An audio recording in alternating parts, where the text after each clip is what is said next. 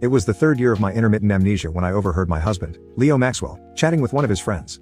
Dude, seriously, your wife blacks out every few months and you're having us take turns pretending to be you? What if one of us actually falls for her? Leo swirled the whiskey in his glass, that smug smirk plastered on his face. Relax, Claire is frigid. As long as you don't hit on her, she's not going to be looking for that kind of action. Just a heads up though, play your parts, but keep your hands to yourselves. She's still my wife. When I'm done screwing around, I'll come back home. For the past 3 years every man who had held my hand, kissed me, or shared my bed, if ever my memory lapsed, wasn't actually Leo. 3 years, 9 memory wipes, 9 stand-in husbands. What they didn't know was that I had faked my amnesia for the past 2 years. I heard the front door open and my 9th husband walked in, catching me zoning out on the couch. His voice was warm and smooth. Clara, I'm home. I looked up at the man in the doorway, feigning confusion. Who are you? Are you my husband? I thought my husband's name was Leo Maxwell. He froze for a second, then stammered. No, I'm a friend of your husband's. Don't worry Clara, I'll call Leo right now and have him come home. He scrambled for the phone, clutching it in his hand. Leo, it happened again. Claire has got amnesia. Who's up next? Get your ass over here and relieve me. I eavesdropped from behind the curtains, listening to the guys on speaker. Dude, Clara is way too clingy. You got to watch her 24/7s. No thanks. Yeah, she's great, but damn, she's intense. A guy needs some freedom, you know. Why don't you just go home yourself, Leo? No way, Leo drawled. I'm not done having fun. Who's going to take my shift? Come on, brothers. Then a voice cut through the complaints. I'll do it. It was Sawyer Grant. Leo's best friend. Famous for being the Ice King. Always composed, never attached. He'd been single forever, or so the rumors said. When Leo first pitched the fake husband scheme, Sawyer was the only one who objected. Why was he suddenly volunteering? 30 minutes later, the door clicked open. Sawyer stepped inside, backlit by the hallway light. Claire, I'm home, he said. His voice, usually so controlled, had a strange edge to it. I stood, staring at the tall, heartbreakingly gorgeous man. You're my husband, Leo Maxwell. Yeah, Sawyer mumbled, clearing his throat. Sorry I was working late. His phone rang. He gave me a quick apologetic glance and stepped out onto the balcony. I heard Leo's voice, casual and smug. Oh hey Sawyer, I forgot to tell you. Just hold her hand, give her a hug, but don't you dare bang her. Alright, she's still my wife. Got it, Sawyer replied, his voice flat. For 3 years, no matter who was pretending to be Leo, they never crossed the line, just holding hands and hugs. No photos around the house, no past, no friends. I was an orphan, an amnesiac, conveniently isolated. They thought I was clueless. But this time, I was done pretending. I walked over and wrapped my arms around Sawyer's waist. Honey, even though I don't remember anything, seeing you just feels right. You have to be my husband. I squeezed him tightly, letting my hand linger against his abs. Sawyer tensed, then gently pushed me away. What's wrong? I asked, feigning innocence. Do you not like me now that I've lost my memory? No, Sawyer said quickly, eyes darting. I do. That night, we shared a bed. Neither of us said a word about the act we were playing, but we both knew. The next day, Sawyer took me to a bar, saying he wanted me to reconnect with his friends. As we walked into the private room, I saw Leo making out with a blonde. Sawyer cleared his throat, interrupting them. Leo looked up, startled, then casually straightened. Hey, I'm Sawyer Grant, Leo's childhood friend, he said to me. And this is my girlfriend, Heidi Bliss. Of course, I thought coldly. Heidi, Leo's high school sweetheart. They'd broken up once due to family drama but reconnected while I was supposedly losing my mind. She was the reason Leo wasn't ready to come back. Leo's other friends, the stand-in husbands, were there too, cracking jokes like nothing was wrong. Clara, you lost your memory again? Leo's such a good guy, sticking by you. Yeah, you're so lucky. I smiled sarcastically. Sawyer pulled me down onto the couch beside him. I picked up a piece of fruit and fed it to him. Honey, eat up. Out of the corner of my eye I saw Leo watching. I leaned in close to Sawyer, brushing his ear with my lips. Honey, you were so hard last night. It hurt so good. Sawyer froze, his hand squeezing mine awkwardly. Babe, not here. Leo's knuckles turned white around his glass. Heidi, seated beside him, smiled sweetly and said with venom, Clara, you're amazing. You got the one guy in our group who's immune to women wrapped around your finger. His friends tried to cover for her. That just shows how much Clara and Leo love each other. Even when she can't remember, they still have that spark. Leo downed his drink, his face dark. Satisfaction bloomed in my chest. I excused myself to the bathroom. Heidi was waiting. As I walked past, she accidentally spilled red wine all over me. Oops, so sorry, my hand slipped. I slapped her. Oops, mine slipped too. That's when I heard Leo roar. Clara, what the hell are you doing? He stormed over. Heidi collapsed in his arms sobbing. Leo, I just spilled some wine on Clara by accident and she hit me. I think I'm going to faint. Leo was livid. Apologized to Heidi. Who are you to tell me what to do? I said. Clara Maxwell, Leo's voice thundered. What happened to you after you lost your memory? You're acting crazy. What I'd do is none of your damn business. I turned to leave, but Leo kicked the back of my knee. I fell hard. Don't think you can act like a flake and get away with it. Apologize to Heidi now. Still on the ground, I heard Sawyer's voice, icy and dangerous. Get away from her. I pulled myself up, slapped Leo across the face and ran into Sawyer's arms. Honey, your friend is so mean. He hurt me. Sawyer's face was tight, his voice low. Don't touch her. Leo clenched his jaw. Heidi, still in his arms, sneered. Trailer trash, hooking up with him in public. How pathetic. Shut up, Leo and Sawyer said in unison. Leo added coldly. Clara may be wrong, but you don't talk to her like that. Sawyer gave Heidi a warning look. Don't let me hear you say anything like that again. He pulled me away. We went straight home. As soon as we entered, I wrapped my arms around him. Honey, you were amazing. I love it when you protect me. Sawyer's ears turned pink. I pushed him onto the couch. From afternoon till late at night, I poured all my frustration into loving him. Exhausted, I dozed off in his arms. Before sleep took me, I heard him whisper, Clara, do you really not remember? I didn't respond. Did it matter? The next day, Sawyer took me to the hospital for a checkup. In the lobby, we ran into Leo and Heidi. Clara, Sawyer, Leo, what a surprise, Heidi called, rubbing her stomach. I'm here for a checkup. We're expecting. What about you? Sawyer's voice was flat. Just getting Clara checked. Leo said nothing, eyes locked on our joined hands. Then he noticed the faint bruises on my neck. What happened to your neck? His voice was sharp. I batted my eyelashes at Sawyer. You'll have to ask my husband. Leo turned to him, eyes dark. I used the opportunity to walk away. I'll go get a CT scan. You two talk. Once I left, and Heidi entered the ultrasound room, Leo turned to Sawyer. Did you sleep with her? Sawyer lit a cigarette. Through the smoke he mumbled. No. Then what are those marks on her neck? Mosquito bites, Sawyer replied. Leo didn't buy it. What if I did? Sawyer said after a pause. You don't want her? Just divorce her. Leo's expression twisted. No way. I've known Clara for years, I still care, but Heidi's pregnant, I can't leave her. Wow, Sawyer muttered. You're a real piece of work. Leo was quiet for a moment, then said, when Clara loses her memory again, let's switch back. Sawyer didn't answer. Leo stared at him. I don't like how you look at her. Promise me you won't touch her. Sawyer dropped the cigarette, about to reply when I walked up with my scan. Honey, good news. The doctor said my brain's fine. I won't lose my memory again. Leo was stunned. That's impossible. Sawyer, on the other hand, looked genuinely pleased. That's great, baby. Let's go home and celebrate. I took his arm without hesitation, and we started to walk away. Leo reached out and grabbed my hand. Clara, don't go. I turned to him, my voice sharp and cold. I know you're my husband's friend, but grabbing me like that is highly inappropriate. I pulled my hand from his grip, not sparing him another glance. Sawyer and I left the hospital, our fingers entwined as if they had always belonged there. Back home, Sawyer barely waited for the front door to shut before he pulled me close. His lips crashed onto mine in a heated kiss that made my head spin. Clara, he murmured against my skin. Let's be together forever, okay? In the dim light of the bedroom, I whispered, okay. That was all he needed. Whatever restraint Sawyer had vanished in an instant. He kissed me like a man starved, like someone who had waited years to claim what he thought he couldn't have. His hands were everywhere, his body pressed firmly against mine as if he was trying to memorize every inch. When he entered me, it wasn't rough. It was reverent, like he was trying to replace every false memory with a real one. We moved together as if we had done it 1,000 times before. And maybe in some strange way we had. Maybe this was the version of my life I was supposed to remember. He whispered my name like a prayer, over and over. I could feel his heartbeat racing, his breath uneven, but his eyes never left mine. There was something so raw in his expression. Something that felt like love or something dangerously close to it. Just as we reached the peak, just as my breath hitched and my back arched with pleasure, the light snapped on. Leo stood in the doorway. His eyes were wild, his jaw clenched, his fist balled at his sides. You son of a bitch. Before either of us could react, Leo crossed the room in 2 strides and landed a punch squarely on Sawyer's jaw. I trusted you, he roared. You were my best friend, and this is how you repay me. Sawyer stumbled back but didn't retaliate. He wiped the blood from the corner of his mouth and looked Leo in the eye. You did this to yourself, Leo. From the moment you started lying to her, using her, you should have known it would come back to haunt you, you bastard. Leo lunged again, swinging another punch. But I jumped between them, planting both hands against Leo's chest and shoving him back. What do you think you're doing? I snapped. Why are you hitting my husband? Leo's face contorted with confusion and rage. Clara, I'm your husband. I'm Leo Maxwell. I stepped back like he'd burned me. You're sick. What are you even talking about? His hands were shaking as he pulled out his wallet and flashed his driver's license. Clara, please. Look, my name is Leo Maxwell. That guy, he's Sawyer Grant. He's pretending to be me. I stared at the card, unmoved. Then why have you been saying you were Sawyer Grant all this time? Why lie to me? And weren't you with Heidi? You know, your pregnant girlfriend?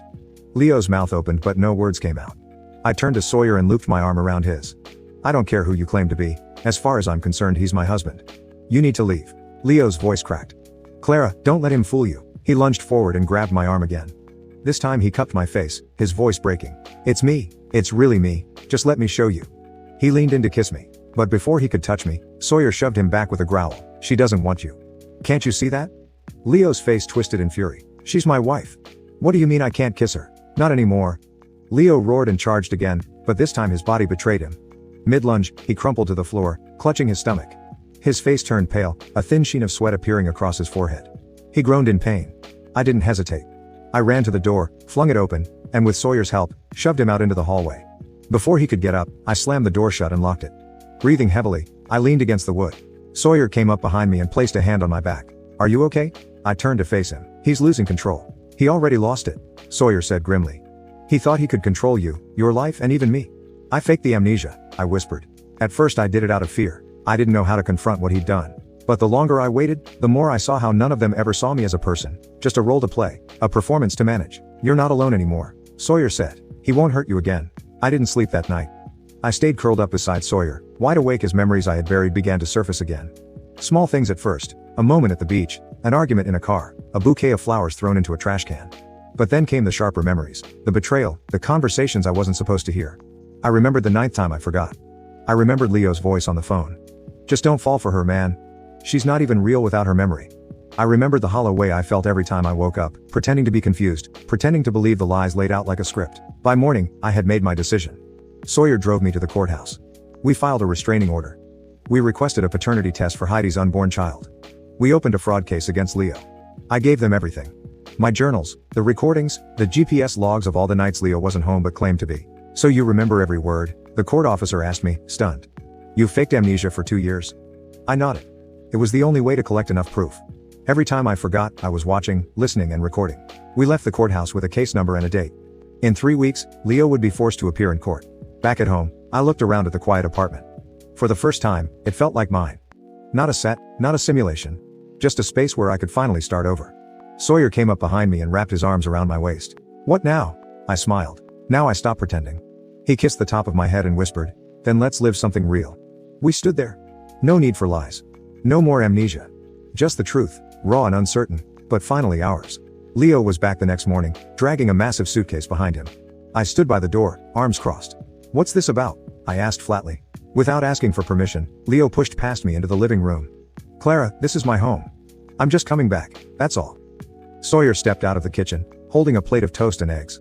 The moment he saw Leo, his face hardened. He set the plate down without a word. Leo narrowed his eyes. Sawyer, this is my house, get the hell out. Sawyer removed his apron slowly, smoothed down his shirt and turned to me. Clara, want to get out of here? Yeah, I said without hesitation. As we headed toward the door, Leo reached out and gripped my arm. You're not going anywhere with him. I'm your husband. We've known each other since we were kids. I was there when you had nothing. I held you together when you broke apart. How can you just walk away like this? I yanked my arm out of his grip, my voice calm but cold. I don't care. I have amnesia, remember? Everyone says he's my husband, so he's my husband. That's what you wanted, right? For me to forget. Leo's voice cracked. Clara, please, you'll regret this, he shouted as we walked out. I didn't look back. I doubt it, I murmured. There had been a time when Leo's words could shake me. That time was long gone. From the moment he betrayed me, I had stopped expecting anything from him. And when you expect nothing, nothing can hurt you. As Sawyer and I stepped into the sunlight, Leo stood frozen in the doorway, watching us go. He looked like a man who had just realized he was bleeding and didn't know where the wound was. Then his eyes caught a glimpse of the photograph on the table. It had been taken just a few nights ago, the first night Sawyer and I had truly been together. I was curled into Sawyer's chest, his arm wrapped tightly around me. We looked like we belonged together. In the corner of the picture, there was a handwritten note from Sawyer. Clara, if you lose your memory again, look at this. I'll always be here. Leo stared at the photo, something cracking deep inside him. Then he grabbed a chair and smashed it against the floor, the wood splintering under his rage. Sawyer, you piece of shit, he roared. I can't believe I ever called you a friend. Alone and seething, Leo left the house and headed for the nearest bar. He ordered the strongest drinks on the menu, one after another, trying to burn the pain out of his chest. But the alcohol didn't numb him. It sharpened everything. The more he drank, the clearer things became. He didn't feel drunk, he felt haunted. For the first time, he truly asked himself how things had gotten so bad. How had everything slipped through his fingers? He had thought he was ready to come home. He thought he was the one in control. He believed he could have both worlds, Clara's devotion and Heidi's distraction. But now he knew the truth. He'd never stopped loving Clara. She was the only one who ever made him feel like more than the legacy he inherited. And he had thrown that all away. Heidi showed up not long after. Leo, stop drinking, she snapped, pulling the glass from his hand. What are you doing to yourself? Leo looked up at her, eyes blurry but not unfocused. He stared for a long moment, Then something inside him soured.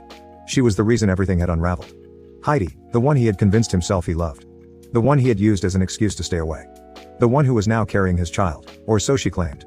Suddenly, he felt sick. Heidi, we're done. Get an abortion. Heidi stepped back as if he had slapped her. What did you just say? I said, we're done. Clara is my wife. You're just some side chick I got carried away with. You don't get to have my baby. Her face twisted in shock. You said you loved me. You told me we were going to raise this baby together. You said you'd leave Clara for me. I changed my mind. Leo slammed his glass on the table, the contents spilling. I see her with another man and it kills me. I need to be with her. You can't do this to me, Heidi cried. I gave up everything for you. Leo stood, grabbed her arm. Let's go. You're getting an abortion. No, I won't do it. He dragged her to his car, ignoring her cries. Instead of going to the clinic, he stopped at a pharmacy. He purchased illegal abortion pills using cash, avoiding all questions. Back at his apartment, he forced them down her throat despite her screams. Hours later, blood soaked the bathroom floor. Leo, save our baby, she sobbed, curled over in pain. Leo stared at her coldly. Heidi, this was a mistake, all of it, and it's time we fixed it. I hate you, she screamed. You'll pay for this, you hear me? You'll pay? But Leo just stood there. A man who had already lost everything. He couldn't feel shame anymore, or remorse, or guilt. Only emptiness. Only Clara's name echoing again and again inside his head. I moved in with Sawyer. For the first time in years, life felt calm. There was no pretense, no whispered lies in the dark. No strangers rotating through my life wearing the same name. Just peace. Then Leo showed up again. He ambushed me during one of my morning walks, stepping out from behind a tree like a ghost from a past I no longer acknowledged. Clara, we need to talk, he said, blocking my path. I didn't slow down. Mr. Maxwell, we have nothing to talk about. I'm not a freaking Maxwell, he snapped. I'm Leo Maxwell, your husband, the man you've known for 10 years. How can you forget me? I stopped and laughed, a short hollow sound. Oh, I remember you. I remember how excited you looked when the doctors diagnosed me with intermittent amnesia, like you'd been handed a clean slate over and over again. His face twisted. Clara, don't do this. Okay, Mr. Maxwell, whoever you are, I don't care. Leave me alone. I turned to go but he grabbed my arm, his grip tight. Wait, you're mad about Heidi, aren't you? His voice trembled. I dumped her. She got rid of the baby? I'm here now, we can start over. Please. I pulled away, furious. You cheated, you manipulated me. You turned my illness into a game. You don't get to come back and rewrite history just because it's convenient for you. You should be punished for what you did. He fell to his knees. Then punish me, yell at me, slap me. Just don't leave. Clara, please come back. Suddenly, I heard the sound of tires screeching. Clara, watch out, someone shouted. Before I could process what was happening, a car slammed into me. Then everything went black. I woke up in a hospital bed. The world was blurry and sterile. My body ached. My mind was blank. Two men stood at the foot of my bed, their faces tense, filled with worry. Clara, you're awake, one of them said. His voice cracking. It was Leo. He was crying, slapping his own face. This is all my fault, he sobbed. I'm so sorry. I'll get you the best lawyers. I'll throw her in jail. I swear. Who are you? I asked slowly. What are you talking about? Leo froze mid-sentence. His hands dropped to his sides. You lost your memory again. I blinked. I don't remember anything. Suddenly, Leo's eyes lit up. That's okay. We can work with that. I'm your husband, Leo Maxwell. I'll help you remember everything. He reached into his jacket and pulled out a wrinkled, crumpled piece of paper. Look, our marriage certificate. See, that's your name. That's mine. I even brought photos. That's us. You can forget me 1,000 times, Clara, but I'll never give up on you. We can start fresh. Stop, I said, my voice rising. I don't know you. I don't like you. And I don't care where you got that certificate. I want a divorce. Leo's expression shattered like glass. What? I want a divorce, I repeated firmly. He took a step back, stunned. Why? Why won't you accept me after everything we've been through? I don't remember you, I said. I don't feel anything for you. I don't see you as my husband. Leo's voice rose into a scream. Why? You've accepted every idiot friend of mine for 3 years. You've woken up next to strangers and kissed them without blinking. But not me. Why not me? I stared at him, unmoved. There was no anger left. No sadness. Just a deep emptiness where he used to be. He clutched his stomach suddenly and collapsed to the floor, vomiting blood. Alarms went off. Nurses came rushing in. Sawyer, who had been quietly standing near the door, called for help. His face was pale as they lifted Leo onto a gurney and rushed him to the ER. The room fell quiet again. Sawyer sat beside my bed, his eyes filled with something I couldn't name. Clara, he said softly. Do you remember me? I looked at him. His face was kind, strong, and sad. I shook my head. No. His jaw tightened, his hands clenched in his lap. Try, he whispered. I'm tired, I interrupted. Please just leave me alone, I want to sleep. He stood slowly, nodding once. I'll be outside if you need me, he said. He didn't ask for more. He didn't beg. He just stepped out of the room, closing the door quietly behind him. And I lay there, staring at the ceiling, surrounded by white walls and the weight of too many versions of myself, none of which I could fully trust. While I was in the hospital, both men kept visiting me. Leo came every day. He looked worse each time, his face pale, hollow-eyed, thinner, more desperate. He brought flowers, photos, our marriage certificate, and a worn-out photo album. He cried, he begged. He tried to remind me of promises I supposedly made, of a life we supposedly shared. I threw him out every single time. Sawyer didn't bring flowers. He didn't bring documents or declarations. He just came in quietly, sat in the chair beside my bed and showed me pictures. Pictures of us, sitting on a bench, cooking together, watching the stars, laughing, existing. And every day I stared at those photos with a blank face and a heart that was anything but. One night, after the nurses did their last round, I packed a small bag, slipped out of the hospital through the side exit and disappeared. I was done playing this game. I closed out all my bank accounts, deleted every social media profile, wiped all traces of my identity from the internet. Then I moved to a quiet, remote mountain village and took a teaching job at the only school for miles. There had been a time in my life when I had imagined this simplicity, fresh air, silence not made awkward by expectation. I'd always been alone, and truthfully, I'd always been okay with that. If I hadn't married Leo, I might have done this years earlier. The village was poor but full of heart. The people were welcoming, the children curious and kind. I taught the basics, math, writing, songs, and helped the villagers with their gardens and homes. I walked along the cliffs, listening to the wind. I learned to love the smell of pine, the sound of goats in the morning, the rhythm of quiet work. For a while, it felt like the world had stopped chasing me. Then Sawyer found me. I was wiping down the chalkboard at the end of the school day when I saw him standing in the doorway of the schoolhouse. He looked thinner, suntanned and exhausted. "Clara," he said softly. "Are you happy here?" "Yeah," I answered. And I meant it. He took a deep breath. "Heidi got 13 years in prison. She confessed to orchestrating the hit and run. And Leo, he has stage 4 cancer. He doesn't have long." I stared at the floor. "Okay." Sawyer hesitated.